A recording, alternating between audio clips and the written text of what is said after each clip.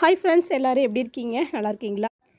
போன வருஷம் வந்துட்டு நம்ம தோட்டத்தில் காய்கறி விதைகள் எல்லாமே போட்டிருந்தோங்க. சிறகு அவரை, அப்புறம் பட்டை அவரை, கோழி அவரை, அந்த மாதிரி நிறைய அவரைகள்லாம் வந்து போட்டிருந்தோம். இந்த வருஷமும் வந்துட்டு நம்ம தோட்டத்தில் காய்கறி விதைகள் எல்லாமே போட்டிருந்தோங்க.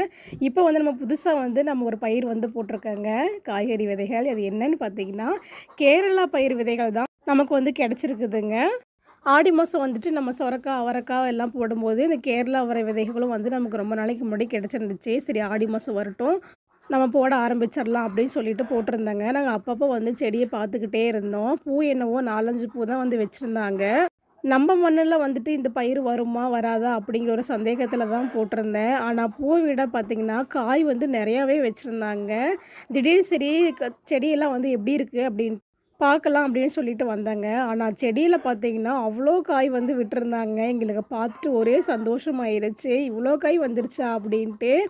தியா வந்துட்டு ஒவ்வொரு காயாக பார்த்துட்டு இது எவ்வளோ ஐட்டமாக வந்திருக்குது, எத்தனை ஜான் வந்திருக்கு அப்படின்னு சொல்லி அளந்துக்கிட்டே இருந்தாங்க. நான் வந்து கேரளாவில் இருக்கும்போது இந்த காய் எல்லாமே சாப்பிட்ருந்தேன்.